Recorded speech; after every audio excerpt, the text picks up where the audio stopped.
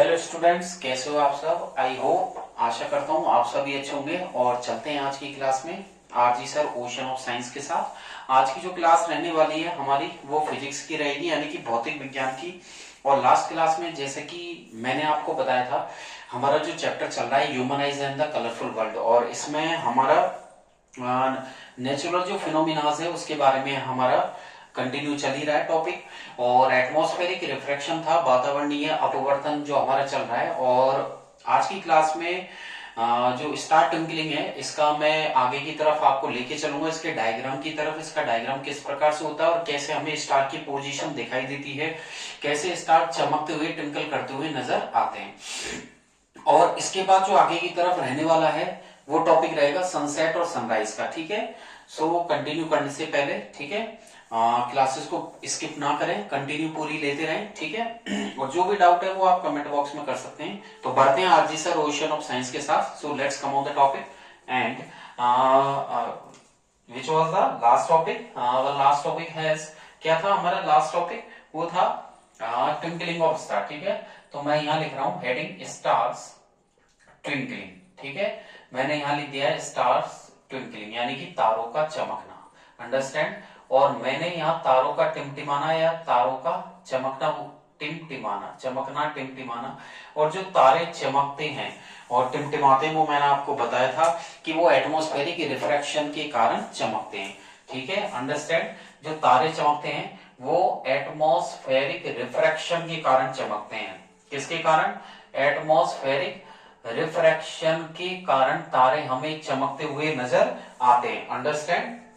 और atmospheric refraction का मतलब है जो अपवर्तन है, अपवर्तन के कारण हमें तारों की क्या है, जो पोजीशन है वो एपरेंट पोजीशन नजर आती रहती है। कौन सी पोजीशन नजर आती है? एपरेंट हमें पोजीशन नजर आती रहती है, एक आभासी स्थिति। ठीक है, रियल नहीं, एक आभासी स्थिति हमें बार बार उसकी बदलती हुई नजर आती है। ठीक है, तो तारों की आभासी स्थिति बार बार नजर आती है बिकॉज, क्योंकि जब सन की सनलाइट उनसे टकराती है और जब हमारी आंखों तक पहुंचती है, सन की सनलाइट उनसे टकराती है और हमारी आंखों तक पहुंचती है, तो उसमें क्या होता है, अलग अलग जो लेयर्स होती है उनकी डेंसिटी भी अलग अलग होती है। अलग अलग डेंसिटी होने की वजह से जो घनत्व होता है वो अलग अलग होता है, डेंसिटी अलग अलग होती है। और हमारी आंखों तक जब कोई रे ऑफ लाइट आती है, ठीक है, तो जब तक पहुंचती है तो उसकी कई लेयर से उस जो सनलाइट है, जो सन की लाइटों से पास होना पड़ता है। और डेंसिटी अलग अलग होने की वजह से एटमॉस्फेरिक रिफ्रैक्शन बार बार होता रहता है।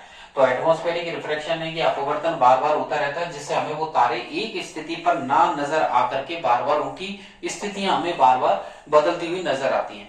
बढ़ते हैं, ठीक है, आगे की तरफ। तो आप लोग अपनी पेंसिल को ले लीजिए और बढ़ते हैं डायग्राम की तरफ। यहाँ पर मैं हेडिंग डालने वाला हूँ डायग्राम। ठीक है, ये हमारा लास्ट क्लास का था जो मैंने आपको रिपीट कर दिया। अब हम इसके डायग्राम की तरफ बढ़ते हैं। अंडरस्टैंड।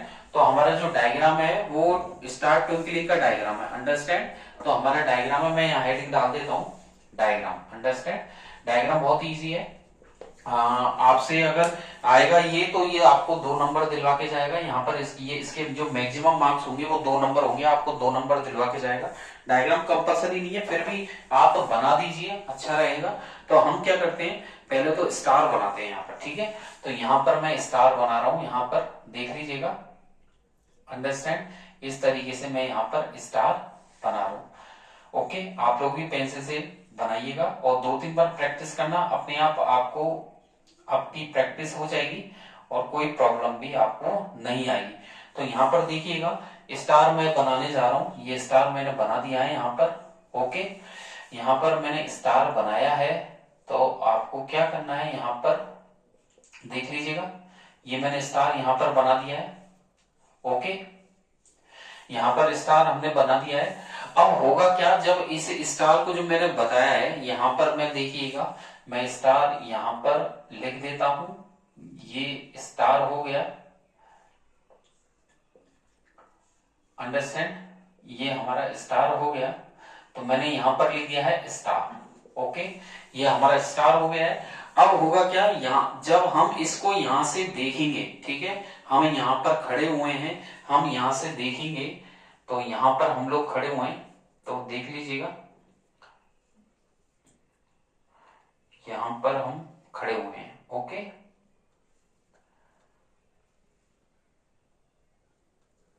यहां पर हम इस तरीके से, और यहां से जब हम इसे देखते हैं, अंडरस्टैंड, जब इसे हम देखते हैं यहां से, किसको किसको देखते हैं, यहां से हम लोग स्टार को देखते हैं, तो ये इस तरीके से। ओके, तो यहां से जब हम स्टार को देख रहे हैं तो हमें वो एक रियल पोजीशन पर नजर नहीं आता है। ओके, थोड़ा सा यहाँ पर रेड मार्कर से मैं कर देता हूं, ठीक लगेगा, ठीक है। और यहाँ से जब हम स्टार को देखते हैं तो वो इसकी जो पोजीशन है, ये तो इसकी रियल पोजीशन है, अंडरस्टैंड। अब यहाँ से जब हम स्टार को देख रहे हैं तो इसकी हमें एपरेंट पोजीशन इधर नजर आती है, अंडरस्टैंड। तो देख लीजिएगा, यहां से मैंने ये बनाया है। ओके, रे ऑफ लाइट ये आ गई, और यहां से मैं इस तरीके से, अंडरस्टैंड। तो ये मैंने, देख लीजिएगा, रे ऑफ लाइट आ रही है यहां पर, इसको हम देख रहे हैं यहां से, और इसकी एक दूसरी पोजीशन भी मैं यहां बनाने जा रहा हूं, अंडरस्टैंड। तो देख लीजिएगा, इसकी दूसरी पोजीशन मैं इस तरीके से यहां बना रहा हूं। ओके, रह जाएगी ध्यान। ये देखिए, मैंने इसकी पोजीशन बना दी है। तो ये हो गया इसका, ये यहां पर लिख देता हूं मैं, रे पाथ, ये हो गया किरण का रास्ता, और यहां पर इसकी पोजीशन इस तरीके से यहां पर मिल रही है। तो ये हमारा स्टार हो गया, ये इसकी एपरेंट पोजीशन हो गई। ओके, ये इसकी एपरेंट पोजीशन हो गई, अंडरस्टैंड। तो मैंने यहां पर इसे स्टार के नीचे मैंने यहां पर लिख दिया रे पाथ, ठीक है।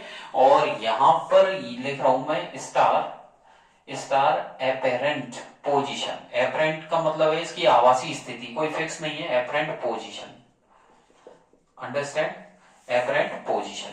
तो यहां पर हो गया स्टार, ये रे ओरिजिनल पोजीशन है, एपरेंट पोजीशन मैंने बना दी है। अब यहां पर मैं एरो बना रहा हूं नीचे की तरफ, और नीचे की तरफ मैं यहां पर मेंशन कर रहा हूं, ठीक है, रिफ्रैक्टिव इंडेक्स इंक्रीजिंग, ठीक है। मैं यहां पर लिख रहा हूं रिफ्रैक्टिव इंडेक्स इंक्रीजिंग। नीचे की तरफ क्या होगा, जो रिफ्रैक्टिव इंडेक्स है वो बढ़ रहा है, रिफ्रैक्टिव इंडेक्स इंक्रीजिंग, अंडरस्टैंड। तो जैसे जैसे नीचे जाएंगे तो रिफ्रैक्टिव इंडेक्स इंक्रीज हो रहा है। इससे क्या होगा, जब हम यहां से देखेंगे, जो स्टार को हम देख रहे हैं, तो हमें कभी यहां दिख रहा है, कभी यहां दिख रहा है, ठीक है। तो उसकी कोई पोजीशन फिक्स नहीं होती है। तो ये स्टार ट्विंकलिंग का डायग्राम है, इसे आप बना सकते हैं, ठीक है। तो ये 2 नंबर का आएगा, अंडरस्टैंड। आगे की तरफ चले, अब मैं आपको बताने वाला हूं एटमॉस्फेरिक रिफ्रैक्शन का सनराइज और सनसेट से क्या कनेक्शन होता है। तो यहां पर देख लीजिएगा, इसको हटा देते हैं और बढ़ते हैं आगे की तरफ। तो अब मैं आपको जो बताऊंगा वो सनसेट और सनराइज के बारे में बताऊंगा, अंडरस्टैंड। तो जैसे कि सनसेट होता है और सनराइज होता है, तो सनराइज होता है यानी कि सूर्योदय और सूर्यास्त। तो सूर्योदय और सूर्यास्त से इसका क्या कनेक्शन है, इसका कनेक्शन ऐसे है कि जब सूर्योदय होता है तो वो 2 मिनट पहले ही हो जाता है, अंडरस्टैंड। तो यहां पर हम पढ़ेंगे, क्या पढ़ने वाले, sunrise, advance sunrise and delayed sunset. तो हेडिंग रहेगी हमारी advance sunrise, advance sunrise and delayed, DELAYED, delayed sunset, understand. तो क्या हेडिंग रहेगी, देख लीजिएगा, मैंने यहां पर हेडिंग डाली है advance sunrise and delayed sunset, understand. यानी कि सनराइज मतलब सूर्योदय, सूर्योदय पहले ही हो जाना, एवं सूर्यास्त। ओके, तो यहां पर हमारी हेडिंग रहेगी सूर्योदय एवं सूर्यास्त। तो एडवांस एंड, जो एडवांस सनराइज और डिलेड सनसेट है कि सूर्योदय से पहले मतलब 2 मिनट पहले आना, 2 मिनट बाद में जाना। तो इसमें क्वेश्चन भी बनता है कि why sun is visible to us. Question ये बनता है यहां पर, why sun is visible, why sun is visible to us, ठीक है। सन हमें क्यों, why sun is visible to us about, ठीक है, कैसे, टू अस अबाउट 2 मिनट, मैंने यहां लिखा है 2 मिनट, 1 सेकेंड, यहां पर मैंने लिखा है 2 मिनट्स, अंडरस्टैंड। जो सन है, sun is visible to us about 2 minutes after the actual, after the actual sunset. Understand? मैंने यहाँ पर क्वेश्चन लिखा है, जो सन होता है वो विजिबल है हमारे लिए आफ्टर जो एक्चुअल सनसेट हो रहा है उससे 2 मिनट पहले ही, ठीक है। या फिर क्वेश्चन ये भी हो सकता है, explain sunrise and sunset. Understand? Sunrise and sunset यानी कि सूर्योदय और सूर्यास्त को एक्सप्लेन कीजिए। कैसे भी क्वेश्चन हो आंसर एक ही रहेगा। मैंने कई बार आपसे कह दिया है कि जो एग्जामिनर होते हैं वो क्वेश्चन पूछने का तरीका बदल देते हैं, लेकिन जो जवाब रहेगा आपका वो एक ही रहेगा जो आरजी सर दे रहे हैं। अंडरस्टैंड? जो मैं दे रहा हूं वही आपका जवाब रहेगा और आपको यहाँ पर ये पूरे नंबर दिलवा के जाएगा। जो सन होता है वो हमें 2 मिनट पहले इसलिए दिखाई देता है क्योंकि वो एटमॉस्फेरिक रिफ्रैक्शन के कारण है, ठीक है। इसको मैं हटा देता हूँ, ये क्वेश्चन आपने नोट कर लिए होंगे। Why sun is visible to us about 2 minutes after the actual sunset? Explain sunrise and sunset. मैं यहाँ पर इसको यहाँ से हटा रहा हूँ, ठीक है। अब देखिए क्या कारण है कि हमें जो सन है वो 2 मिनट पहले और सन 2 मिनट बाद तक हमें पृथ्वी से दिखाई देता है। तो इसका ये कारण है कि जो सन होता है वो हमारे लिए विजिबल होता है। तो the sun is visible to us, यहाँ पर मैं लिख रहा हूँ, नोट कीजिएगा आप भी।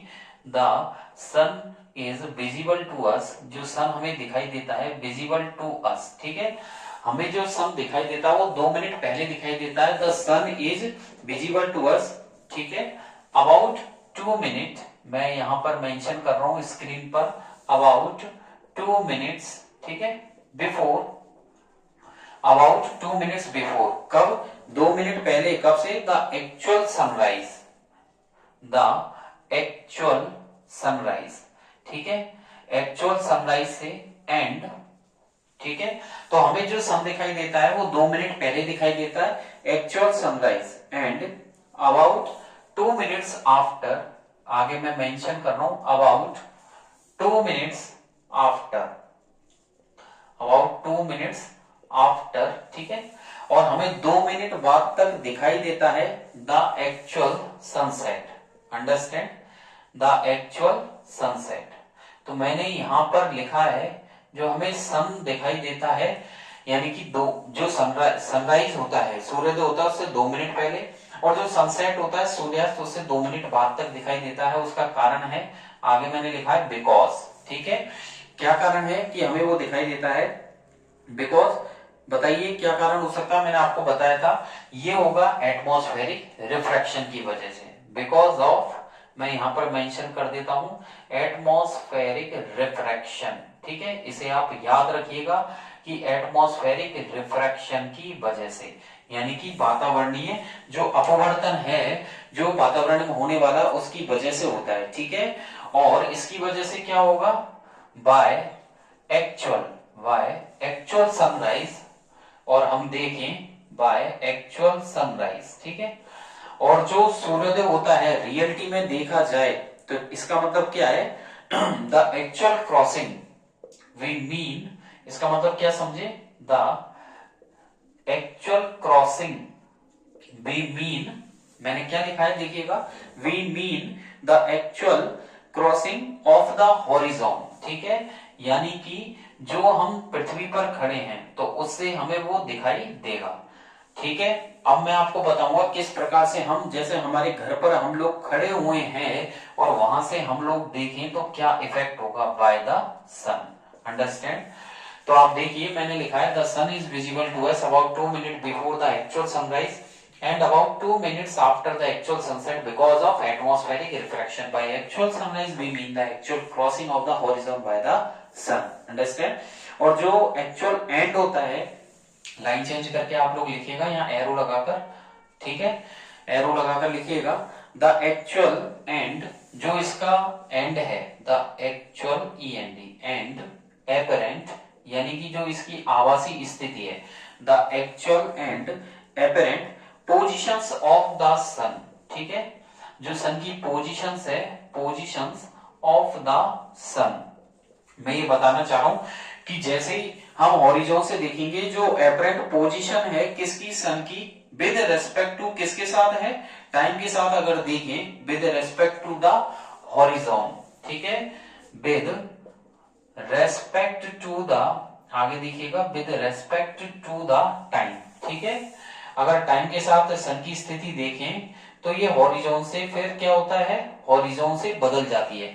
Horizon with respect to the time, horizon जो टाइम डिफरेंस होता है, ठीक है। मैंने यहां पर लिखा है, एक सेकेंड, मैंने यहां पर लिखा है with respect to the horizon, ठीक है, टाइम नहीं है, with respect to the horizon, क्योंकि वो हॉरिजॉन से होती है स्थिति, ठीक है। द टाइम, अब जो टाइम आता है, जो एक्चुअल सनराइज है, जैसे हम पृथ्वी पर खड़े यहां से और यहां से हम लोग देखेंगे सामने, तो यानी कि हमें सन ऊपर दिखाई देगा, और होगा क्या कि जब सनसेट होगा तो वो हॉरिजॉन यानी मेरी आंख के सामने का हिस्सा, जैसे हम ऐसे खड़े हैं तो हमारे सामने का जो होता है, आपकी बिल्कुल आईज के सामने ये हॉरिजॉन होता है। तो हॉरिजॉन के ऊपर और नीचे की बात कर रहे हैं, तो देखिएगा द टाइम जो डिफरेंस होता है, the time difference between actual sunset, ठीक है, द टाइम डिफरेंस, ठीक है, द टाइम डिफरेंस बिटवीन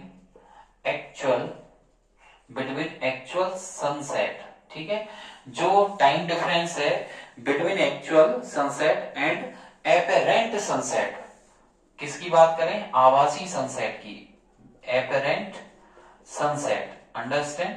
तो मैंने यहां पर लिखा है the time difference between actual sunset and apparent sunset, वो कितनी देर का आता है, इज अबाउट, यहां पर मैं लिख रहा हूं, देखिएगा, इज अबाउट, ये आपको अच्छे से याद करना है, कितनी देर का है, 2 minutes, is about 2 minutes, understand. मैंने यहां लिखा है इज अबाउट 2 मिनट्स, अंडरस्टैंड। और जो सन है वो हमें दिखाई देगा, तो यहां पर देखिएगा द सन इज विजिबल, क्या लिखा है मैंने, the sun is visible to us, जो सन हमें दिखाई देगा वो 2 मिनट बिफोर ही दिखाई देगा, ठीक है। The sun is visible about 2 minutes, about 2 minutes before, 2 minute पहले, about 2 minutes before the actual sunrise, ठीक है, the actual sunrise, understand, actual sunrise से, ओके, एंड यानी कि एक्चुअल सनराइज से एंड, और जो 2 मिनट बाद में भी हमें वो दिखाई देता है, एंड अबाउट 2 मिनट्स, ठीक है, एंड अबाउट 2 मिनट्स, कब तक, after the actual sunset, understand. यहां पर हम लिखेंगे after the actual sunset, okay. तो मैंने देखिए यहां पर लिखा है कि सन हमें सूर्योदय जब होता है तो उससे 2 मिनट पहले ही हमें वो दिखाई दे जाता है, और जब सूर्यास्त होने लगता है तो उसके 2 मिनट बाद तक भी हमें दिखाई देता है, ठीक है। जैसे कि अब मान लीजिए सुबह 5 बजे सूर्योदय हुआ है, सनराइज हुआ है, तो सन क्या करता है, अपनी जो इमेज है वो 2 मिनट पहले ही भेज देता है, यानी कि आपको दिखेगा वो 4:58 पे, अंडरस्टैंड। 5 बजे है तो यानी कि हमें, हमारे लिए जो सनराइज हो चुका है वो 4:58 AM पे हो चुका है, जबकि रियलिटी में देखा जाए तो वो 2 मिनट बाद में आया है सन, ठीक है। तो 2 मिनट का गैप तो ये हो गया।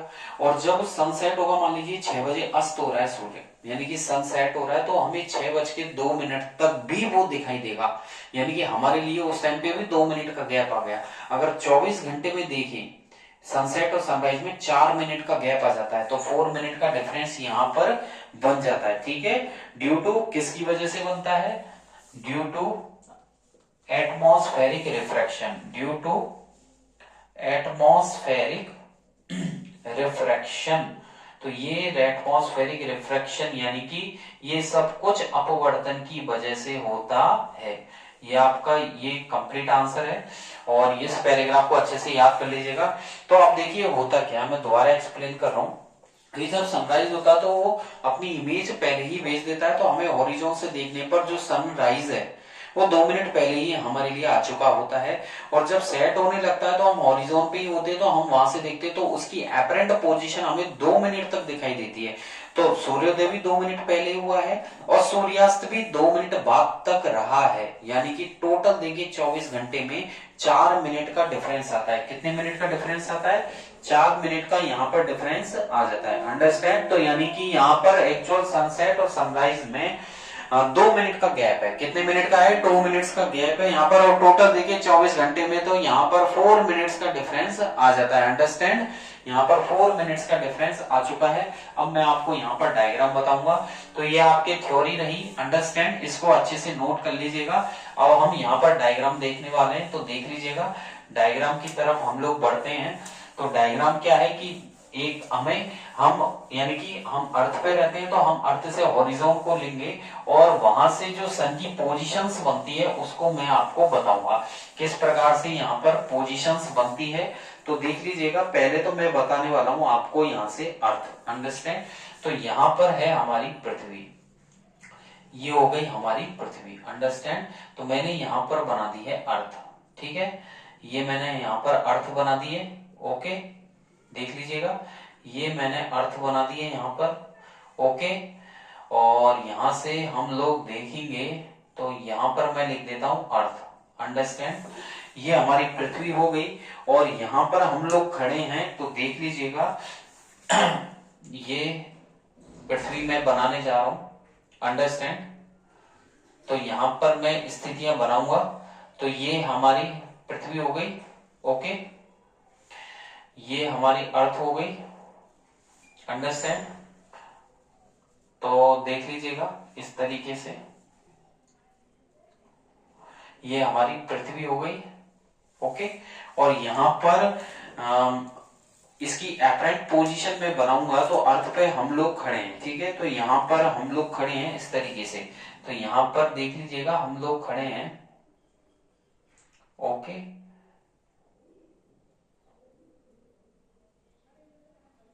ये हो गए हम लोग खड़े हैं यहाँ पर। ठीक है, अंडरस्टैंड? और यहां से हम लोग ऑब्जर्व करते हैं। तो ये हम है ऑब्जर्वर। हम कौन है? ऑब्जर्वर। अंडरस्टैंड?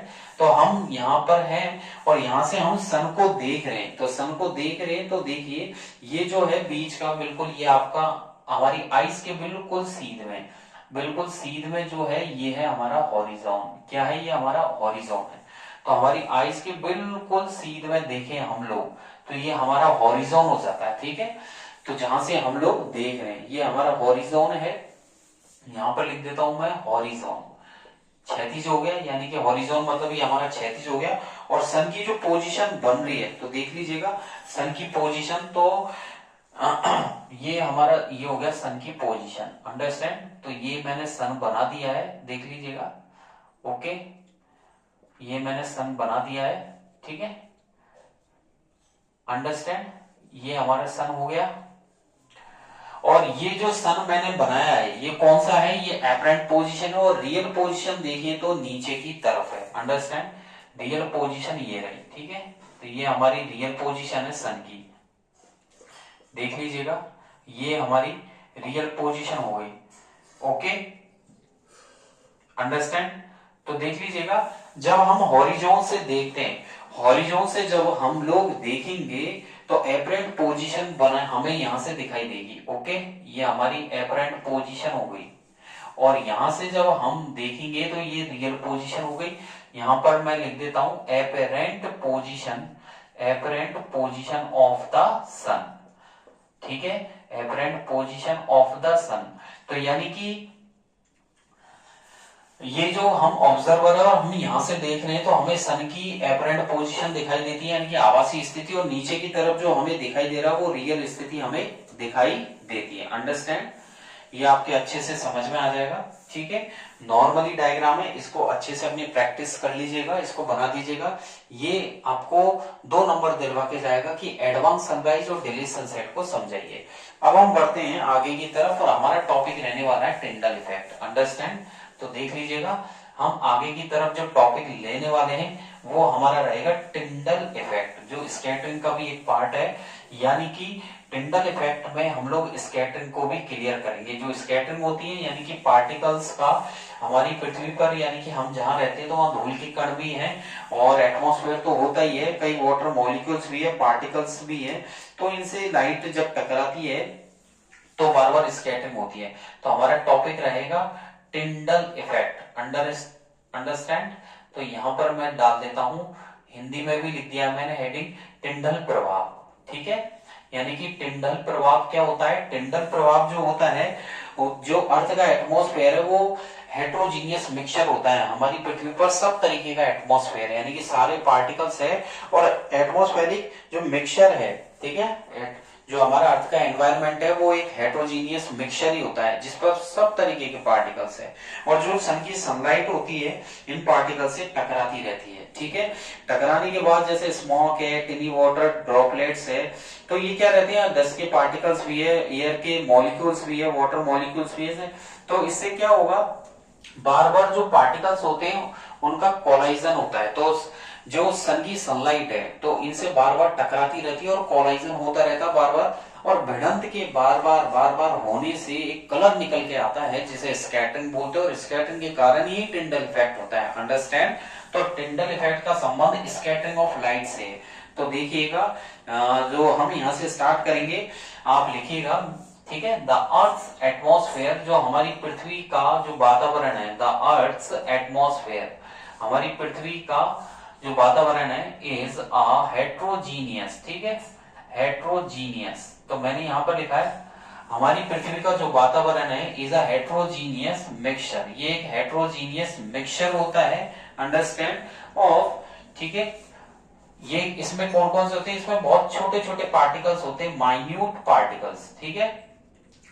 तो हेट्रोजीनियस मिक्सचर होता है माइन्यूट पार्टिकल्स का, और ये पार्टिकल, इन पार्टिकल्स में क्या क्या रखा गया है, तो आगे लिखेंगे दीज पार्टिकल्स, यहां पर मैंने लिखा है these particles include, in particles में क्या होता है, एक तो इन पार्टिकल्स में है स्मॉग, ठीक है, इस क्या है, एक तो स्मॉग है, और क्या होता है, टिनी वाटर ड्रॉपलेट्स होती है, सस्पेंडेड पार्टिकल्स होते हैं, ठीक है, टिनी वाटर ड्रॉपलेट्स, ठीक है, टिनी वाटर ड्रॉपलेट्स। तो मैंने यहां पर लिखा है टिनी water droplets and suspended particles, suspended मतलब पड़े हुए, सस्पेंडेड पार्टिकल्स, किसके पार्टिकल्स, ऑफ डस्ट। अंडरस्टैंड। तो मैंने यहां लिखा है सस्पेंडेड पार्टिकल्स ऑफ, ठीक है, डस्ट। और किस किस के होते हैं, एंड, और साथ में मॉलिक्यूल्स ऑफ एयर, ओके। तो एयर के भी मॉलिक्यूल्स होते हैं। तो देखिए, the earth atmosphere is a heterogeneous mixture of minute particles, हमारा जो अर्थ का जो एटमॉस्फेयर है वो छोटे छोटे कणों से मिलकर बना हुआ है। इन पार्टिकल्स के अंदर स्मॉक है, टिनी वाटर ड्रॉपलेट्स है, अंडरस्टैंड, और सस्पेंडेड पार्टिकल्स भी है, अंडरस्टैंड। तो देखिए, मॉलिक्यूल्स ऑफ एयर, ओके। इसके बाद क्या होगा, जो मॉलिक्यूल्स एयर है, तो अब जो लाइट है वो इन फाइन पार्टिकल से क्या होती है, टकराती रहती है। तो देख लीजिएगा, when beam of light strikes, आगे लिखिएगा मेरे साथ साथ, व्हेन बीम ऑफ लाइट, ठीक है, जो बीम ऑफ लाइट है, लायन प्रकाश का पुंज, ठीक है, स्ट्राइक्स, तो मैंने यहां लिखा है when beam of light strikes such fine particles, strikes का मतलब टकराव या टकराना, ठीक है, सच फाइन पार्टिकल्स, सच फाइन पार्टिकल्स। तो जो बीम ऑफ लाइट है वो इन पार्टिकल से टकराती है, ठीक है, और जो पाथ ऑफ द बीम है तो उससे क्या होगा, then the path of the beam, ठीक है, इन पार्टिकल से टकराती है, then the path of the beam, इससे जो रास्ता है किसका, लाइट का रास्ता, वो क्या हो जाएगा, हमें दिखने लग जाएगा, बिकम विजिबल, ये विजिबल बन जाएगा। अंडरस्टैंड। तो पार्टिकल से टकराने के बाद जो लाइट का रास्ता वो विजिबल हो जाएगा। और अब आप लाइन चेंज कर दीजिए, यहाँ स्टार लगा दीजिएगा, ठीक है, इंपॉर्टेंट भी मैंने डाल दिया है, इसे याद कर लेना, और 66 लगाना। और इसका जो अब है मेन, वो मैं बताने जा रहा हूं, the phenomenon of scattering of light, आपको नोट करना है, याद भी करना है, द फिनोमिनोन, द फिनोमिनोन का मतलब होता है परिघटना, इसे अपने दिमाग में बैठा लीजिए, the phenomenon of scattering of light, scattering का मतलब होता है बिखरना, अंडरस्टैंड। तो मैं यहां लिख रहा हूं बिखरना, the phenomenon of scattering of light, यानी कि प्रकाश के बिखरने की जो परिघटना होती है, ठीक है, किससे, बाय द कोलोइडल, किससे, by the colloidal particles, understand. तो मैंने यहां लिखा है, देख लीजिएगा, मैंने स्क्रीन पर मेंशन किया है द फिनोमिनॉन, यानी कि ऐसी परिघटना, स्कैटरिंग ऑफ लाइट, ठीक है, लाइट की टकरा बिखरने की बाय द कोलोइडल पार्टिकल्स, ठीक है, इसे क्या बोलते हैं, इज कॉल्ड टिंडल इफेक्ट, इसे ही टिंडल इफेक्ट बोला जाता है। अंडरस्टैंड? तो इसे टिंडल इफेक्ट बोलते हैं। इसे आप अच्छे से अपने माइंड में सेट कर लीजिए, मैंने इन्वर्टेड कोमा क्लोज कर दिया है। ओके, इसे अपने दिमाग में बिल्कुल सेट कर लीजिए। और टिंडल इफेक्ट जो है वो ऑब्जर्व किया जाता है सनलाइट जब किससे पास हो, कैनोपी से। तो Tyndall effect can also be absorbed, arrow लगाकर नोट कर सकते हैं। जो टिंडल इफेक्ट है, टिंडल इफेक्ट, ठीक है, Tyndall effect can also be observed, मैंने यहां लिखा है Tyndall effect can also be observed when sunlight passes through, कैसे, when sunlight, जो sunlight होती है, when sunlight passes through a canopy, ठीक है, जो सनलाइट कैनोपी से पास होती है, ठीक है। और कैनोपी बोले तो यानी कि ऑफ ए डेंस फॉरेस्ट, ठीक है, डेंस फॉरेस्ट। कैनोपी का मतलब आप ये समझिएगा, जैसे उजारदान होता है, हमारा कमरा होता है जिसमें हम स्टडी करते हैं, तो अगर मान लो सनलाइट आ रही है तो ऊपर की तरफ रूम में नहीं होते, उजारदान बोलते हैं, ठीक है, जैसे दरवाजों के ऊपर होते हैं, तो वो एक तरीके से जो हॉल्स होते हैं उनमें इस तरीके से, जैसे ये दरवाजा है और दरवाजे के ऊपर इस तरीके का उजारदान रहता है जिसमें हॉल होते हैं, है ना, पहले लगवाया करते थे। तो सनलाइट इनसे पास होगी तो ऐसा लगेगा बिल्कुल कैनोपी टाइप, तो इसे बोला गया है through a canopy of A dense forest. और जो कलर होता है, the colour of the scattered light, आगे नोट कीजिएगा, colour the colour of the scattered, the colour of the scattered light, ठीक है। तो मैंने लिखा है the colour of the scattered light depends on the size of the, depends on the size of the, ठीक है। और जो कलर है स्कैटर्ड पार्टिकल्स का, जो पार्टिकल से टकराने के बाद जो लाइट है, स्कैटर्ड लाइट का जो कलर है वो डिपेंड किस पे करता है, depends on the size of the scattering particles, ये स्कैटरिंग पार्टिकल्स पे डिपेंड करता है। अंडरस्टैंड?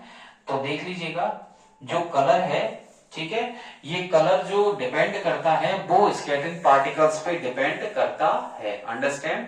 अब आप चलते हैं स्काई ब्लू, ठीक है, जो ये हो चुका है। इसके बाद इसे अपनी कॉपी में नोटबुक में नोट कर लीजिएगा कि the phenomenon of scattering of light by the colloidal particles, यानी कि कोलोइडल पार्टिकल्स से लाइट का जो बिखरना होता है और लाइट का टकराना और उसका कलर निकालना, वो स्कैटरिंग तो होता है और स्कैटरिंग के साथ साथ उसे ही टिंडल इफेक्ट बोला जाता है।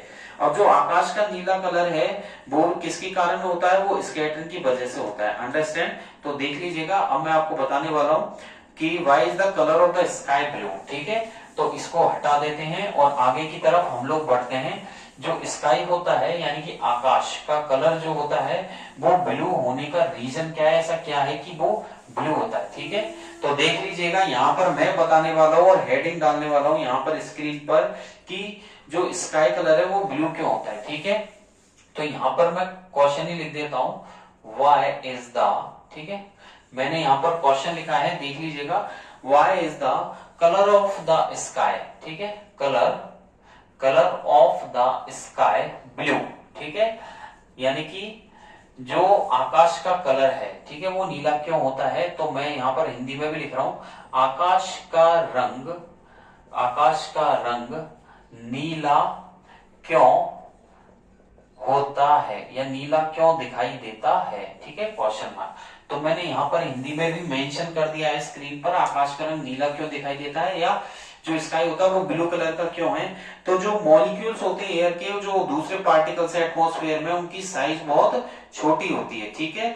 तो द मॉलिक्यूल्स ऑफ एयर, यहां पर लिखिएगा द मॉलिक्यूल्स ऑफ एयर, बहुत इजी आंसर है, the molecules of air and जो एयर के मॉलिक्यूल्स होते हैं, अदर फाइन पार्टिकल्स, और दूसरे भी बहुत छोटे छोटे कण होते हैं, अदर फाइन पार्टिकल्स, ठीक है। तो मैंने यहां पर लिखा है the molecules of air and other fine particles in the atmosphere, जो वातावरण में होते हैं, इन द एटमॉस्फेयर हैव, ठीक है, साइज, जो इनकी साइज होती है स्मॉलर, छोटी होती है, हैव साइज स्मॉलर, ठीक है, किससे स्मॉलर होती है, वेवलेंथ, ठीक है, देन द वेवलेंथ, अंडरस्टैंड।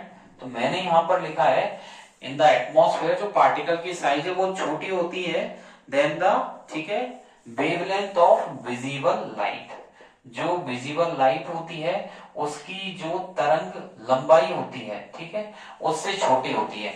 तो देखिए जो फाइन पार्टिकल्स है, छोटे छोटे पार्टिकल्स, उनकी विजिबल लाइट से लेंथ कम होती है, और इससे क्या होगा, ये जो बहुत इफेक्टिव स्कैटरिंग करते हैं, दीज आर मोर इफेक्टिव, ठीक है, तो इससे ये बहुत इफेक्टिव स्कैटरिंग करते हैं, दीज आर मोर इफेक्टिव, मैंने यहां लिखा है these are more effective scattering, these are more effective scattering, ठीक है, मोर इफेक्टिव क्या करते हैं, स्कैटरिंग करते हैं, इन स्कैटरिंग ऑफ लाइट, मैं यहां लिख देता हूं effective in scattering of light, ठीक है, मोर जो है वो इफेक्टिव लाइट की स्कैटरिंग करते हैं, ठीक है, ऑफ शॉर्टर वेवलेंथ, ठीक है, of shorter wavelength, understand, shorter wavelength, ठीक है। अब होगा क्या, एटमॉस्फेयर के अंदर जो पार्टिकल्स हैं उनकी साइज वो छोटी होती है, जिससे जो विजिबल लाइट है उसकी वेवलेंथ से वो छोटी होती है, और जो पार्टिकल्स है उनकी स्कैटरिंग की वजह से जो वेवलेंथ है, शॉर्टर वेवलेंथ, ठीक है, वो शॉर्टर होते होते एट द, कौन सा कलर देने लग जाते हैं, ब्लू, ठीक है, at the blue and, ENDS, ठीक है, वो ब्लू कलर का जो इनका सिरा है वो होने लग जाता है, then light of longer, then आगे लिखिएगा लाइट ऑफ लॉन्गर, ठीक है, मैंने आगे लिखा है then light of longer wavelengths, ठीक है, और जो लंबी वाली वेवलेंथ है, लॉन्गर वेवलेंथ, ठीक है, वेवलेंथ्स, जो लंबी वाली वेवलेंथ है एट द रेड, ठीक है, रेड एंड, उसका जो एंड होता है वो रेड कलर का होता है, तो मैंने यहां पर लिखा है लाल कलर और यहां पर नीला, तो यानी कि जो शॉर्टर वेवलेंथ होगी तो वो ब्लू कलर देगी, और जो लॉन्ग वेवलेंथ होगी वो रेड कलर यहां पर निकालेगी, और जो रेड लाइट होती है हैज अ वेवलेंथ अबाउट, कितनी होती है उसकी 1.8 टाइम्स ज्यादा होती है ब्लू से, ठीक है, तो यहां पर एरो लगाकर लिखिएगा द रेड लाइट, ठीक है, एरो लगाकर लिखिएगा the red light has a wavelength, has a wavelength, understand. तो मैंने यहां पर लिखा है स्क्रीन पर the red light has a wavelength about 1.8 times, ठीक है, 1.8 टाइम्स, तो मैंने यहां लिखा रेड लाइट की जो वेवलेंथ है about 1.8 times greater than, greater than किससे ज्यादा होती है, greater than the red blue light, greater than the blue light, understand, तो ब्लू लाइट से यहां पर ये ज्यादा होती है, ठीक है, और इससे क्या होगी, जब सनलाइट इन एटमॉस्फेयर से पास होगी, थस, इससे क्या होगा, थस व्हेन सनलाइट पासेस, जब सनलाइट पास होगी sunlight passes through the atmosphere, ठीक है, जब सनलाइट एटमॉस्फेयर से पास होगी, sunlight passes through the atmosphere, then the fine particles in air, then the fine particles in air, fine particles in air, जो हवा में छोटे छोटे पार्टिकल्स होते हैं वो ब्लू लाइट की स्कैटरिंग करते हैं, स्कैटर द ब्लू कलर, ठीक है, वो ब्लू कलर स्कैटर करते हैं, scatter the blue colour, understand, वो ब्लू कलर निकाल देते हैं, ओके, तो इसी के कारण क्या होता है, ब्लू कलर आता है, और मोर स्ट्रांगली देन रेड, ठीक है, ये मोर स्ट्रांगली देन रेड, ये रेड से ज्यादा स्ट्रांगली कलर निकालते हैं, ठीक है, और जो स्कैटर्ड ब्लू लाइट है, अगले लाइन में लिखिएगा आप लोग द स्कैटर्ड ब्लू लाइट, जो ये ब्लू कलर की लाइट स्कैटर हुई है वो एंटर करती है, एंटर्स। तो मैंने यहाँ लिखा है the scattered blue light enters our eyes, ठीक है, ये हमारी आईज में एंटर करती है। तो ये जो स्कैटर हुई है ब्लू लाइट, ये हमारी लाइट हमारी जो आंख है उसमें एंटर करती है। तो मैंने लिखा है scattered blue light enters our eyes, ठीक है। If the earth had no atmosphere, यदि अर्थ पर कोई एटमॉस्फेयर नहीं होगा, if earth had no atmosphere, ठीक है, यदि अर्थ पे कोई भी एटमॉस्फेयर नहीं होगा, मैंने लिखा है if earth had no atmosphere, ठीक है, देयर, तो वहां पर क्या होगा, कोई भी स्कैटरिंग नहीं होगी। देयर वुड नॉट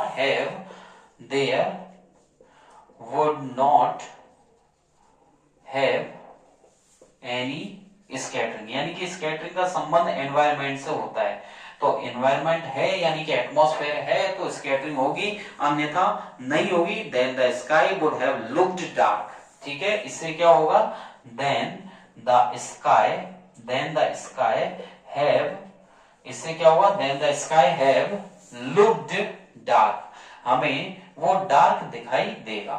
ओके, इससे हमें ये स्काई डार्क दिखाई देगा। Then the sky appears dark to passenger, ठीक है, देन स्काई अपीयर्स, ठीक है, तो इससे क्या होगा कि जो स्काई है वो हमें अपीयर होगा डार्क, ठीक है, हमें डार्क नजर आएगा एट पैसेंजर्स, ठीक है, एट हाई एल्टीट्यूड, ठीक है, अधिक ऊंचाई पर जाने पर, हाई एल्टीट्यूड, अधिक ऊंचाई पर जाने पर हमें जो है, जैसे एस्ट्रोनॉट है जो ऊपर जाते हैं, एस्ट्रोनॉट्स, उन्हें अधिक ऊंचाई पर अगर वो चले जाएं तो क्या होगा, यदि एस्ट्रोनॉट अधिक ऊंचाई पर जाते हैं तो उन्हें जो है वो आकाश ब्लैक नजर आता, काला नजर आएगा। अभी जैसे हम अर्थ पे हैं तो यहां से अगर आप लोग देखोगे तो आपको आकाश जो है स्काई वो ब्लू नजर आएगा, लेकिन जैसे जैसे आप ऊंचाई बढ़ाओगे, हायर एल्टीट्यूड पे जाओगे,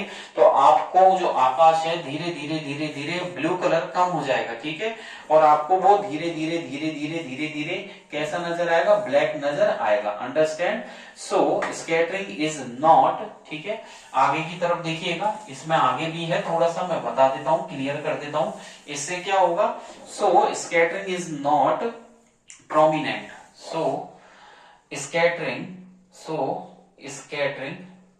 इज नॉट प्रोमिनेंट, ठीक है, यानी कि ये प्रोमिनेंट से मतलब है यहां पर ये प्रमुख है, ठीक है, प्रोमिनेंट एट सच हाइट, ठीक है, एट सच हाइट, तो यानी कि जरूरी है हाइट का होना, यानी कि हायर एल्टीट्यूड पर, मतलब सच हाइट्स पर आपके यहाँ पर दिखाई नहीं देगी, ये है, यानी कि अगर आप ऊंचाई बढ़ा दोगे तो वहां पर स्कैटरिंग नहीं होगी, तो अर्थ से हमें बराबर स्कैटरिंग नजर आती है। So the colour of the clear sky, so the colour of the clear sky, colour of the clear sky, ठीक है, so the colour of the clear sky is blue, ठीक है, इज ब्लू, हमें blue दिखाई देगा due to scattering of light, due to scattering of light. Understand?